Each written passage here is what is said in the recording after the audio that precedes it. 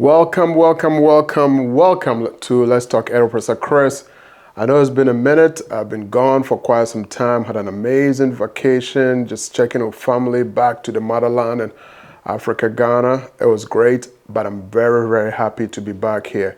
Welcome to Let's Talk Parental, Professor Chris. Once again, the best college podcast where we continue to explore the big questions about education, your careers, and your future, but most importantly, this show that is empowering minds one episode at a time. I am still your host, Professor Chris, and the author of Getting the Most Out of Your College Experience. All right, it's great to be back. Let's get right to it.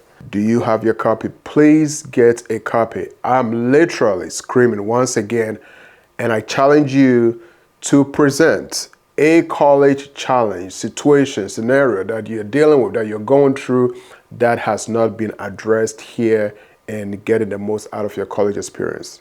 Okay? And as we're talking about this book here, this is a resource book. This is not a one-time read. I promise you, you're going to keep going back to this book as the challenges present themselves while in your college.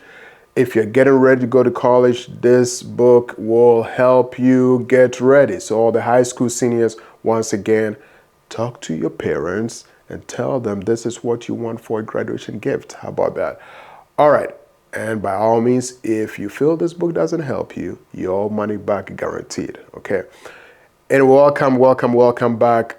Now, today, what are we talking about today? So I'm going to go back a little. So before I left for my amazing vacation, if you recall, the episode that I dealt with was College Hidden Treasures Part 1. And my intention is to find or provide different ways, different resources for college students while you're in college to make some money, not to just spend. But I know as college students, usually the finances become a challenge and you're looking for other resources to make ends meet. So, College Hidden Treasures Part 1 was on scholarships, right? And I talked about how 1.7 million scholarships are awarded annually, and there is even more. 1.7 million scholarships are awarded annually, and approximately 1.58 of those scholarships are available to undergraduates and graduate students. So please take advantage of that.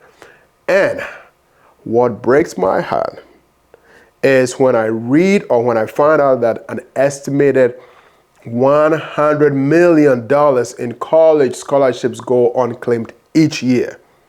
Each year, 100 million in college scholarships go unclaimed each year due to lack of applicants. So please, I encourage you to get those money, get some of those funding, all right? Today, we're talking about College Hidden Treasures Part 2.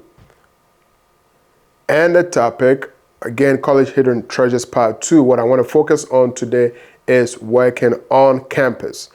It is estimated, once again, that 70 to 80% of all college students in the U.S. are employed either on or off campus. So college students are working, trying to find money to make the ends meet. So again, I'm going to talk about this in a little bit, but not too much in detail, but making money while you're on campus. Okay. Yes, you're going to hear me talk about this once again. In here, Getting the Most Out of Your College Experience, Chapter 6. Okay. It starts from why you might need a job, Chapter 6. And it talks about the job opportunities, the different job opportunities on almost every college campus, and then the tips for finding a job on campus. All right. I can't stress the importance of working while you're on campus for different reasons. But before I get into that, I want to share my own experience of working on campus while I was in college. My very first job while I was in college was working in the dining services in the kitchen. Right, where I took care of all the dishes. Eventually, you get to meet some amazing people who teach you all about food and, how to keep food, how to maintain food, how to serve food, how to prepare food in quantities, and all the different strategies. But most important is a relationship that I built in the kitchen, some of whom today, till today, and I'm talking about 25 to actually close to 30 years ago, relationships that I built with people whom I'm honored to call my mom, that took care of me while in the kitchen. Amazing. My other job while I was in college was in the library. An amazing place to work, by the way. If you're working in the library, remember, my assignment was either shelving books, students get books and just drop them off, you're shelving books, or you're working at the front desk. And there were a lot of quiet times, meaning it wasn't always busy. So you could actually have the time to do your work while you're working, right? You could do your own assignments when it was less busy, and you're getting paid to be behind the desk. So I love the library, and my last job while I was in college was working with media services, where I was in charge of the audio-visual equipment, and I also did run the movie. I also DJ'd, right? So the functions, I could play music. It's amazing. And I was able to make enough money for my books to support myself.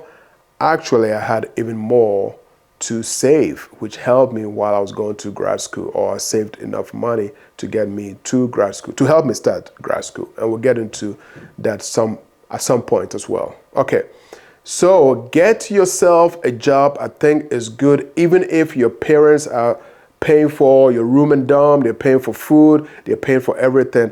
I think getting a job while you're in college, okay? Or I know some of you have bright futures and it covers everything, but getting a job is a great ethical and life lesson opportunity. So I encourage you at some point while you're in college, you want to get a job so you can learn how to be responsible or a responsible adult. And it will help you understand the principles of earning money. It's a good way to start, okay? So, I do want to touch on something very quickly as we're discussing this topic, and that is with parents. Usually, for those of you who have parents taking care of all your expenses, it gets to a point, or maybe in addition to those expenses, you do have some scholarships, you have some bright futures, which requires you to maintain an average GPA. Maybe it's a 2.5. So sometimes the going gets tough, or sometimes, you drop the ball a little bit here and there, and you're falling behind in classes, and before you know it, you're getting some C's, and you're losing your scholarships or your bright futures or what have you. And unfortunately, that's a time where parents feel like they need to teach you a lesson, right? So what do? They pull the out funding for you as well. So I plead with parents that this is not the right time. I get it. We need to teach our children a lesson, which is why I actually encourage, whether your parents are taking care of you or not, try to do some. Maybe it's 5 hours a week. Maybe it's 5 hours a week so you get experience of working, because in addition to that, you have to include that in your daily activities. That means your weekly schedules is going to include working. So balancing, right? That's all part. Balancing your academics, balancing if you're doing sports, and balancing your working activities is also very, very important. Okay. So again, while I use this opportunity to plead to the parents to ease into pulling funding completely, I think we need to rip up that bandage very slowly. And that process is also encouraging your kids to do some work while they're on campus. Maybe very minimal, right? We're talking about 5 hours a week. Okay. Work because you want to work, not because you're forced to work, all right? It's fun. As I mentioned in my case, well, yes, definitely I needed to make some money for textbooks, but everywhere that I worked while I was in college, as I told you, it's amazing. The kitchen, the library, the media services, those were all amazing. And the last point I want to add on here is for international students. So unfortunately for international students, there is some restrictions on where to work and where not to work. Well, I say that mainly off campus, right? International students, because of their F1 visas, are not supposed to work off campus, or limits them to working off campus. But there are exceptions. There are exceptions, some internship opportunities that require weekly reports, with maybe the international student coordinator on your campus. So you need to look into that, all right? You could get an internship where the office, international student office, actually communicates with the external company you're going to be working with, right? And all they want to know is, how your studies or what you're studying applies to the opportunity that you're getting. And it might require some weekly reports just to kind of see what is happening and whether or not, you're on track or not, right? So there are those opportunities, but for most of the time, international students are not required to work off campus, which is why, once again, if you're international students, look at the book. There's a whole page in there for international students and how to find opportunities on campus, and what to do, okay? All right. I didn't want this to be too long. As I mentioned, I really want to use this opportunity to share with students while you're in college, okay? I've seen many students struggle to make ends meet financially, and some even for food, right? Yes, some for food, okay?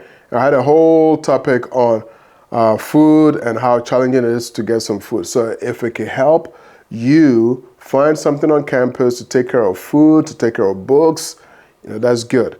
So again, this is part 2 of our college hidden treasures. Part 1 was on scholarships. Please, please, please, either go back to that episode, listen to it, find out how you could get some of this money. And 2 is working on campus. Once again, for more details on college hidden treasures, part 2, working on campus, please refer to chapter 6 of getting the most out of your college experience. Please tune in or continue to tune in as we explore the evolving landscape of education and careers, and stay curious. Ask Professor Chris. Put your comments and questions in the YouTube sections. We are empowering minds one episode at a time. One episode at a time. Don't drink beer, but live beer. Once again, that is balance. Eat well, exercise, and rest. As always, I'm looking forward to the next episode. Let's Talk Ed with Professor Chris. Stay tuned. We'll see you next time.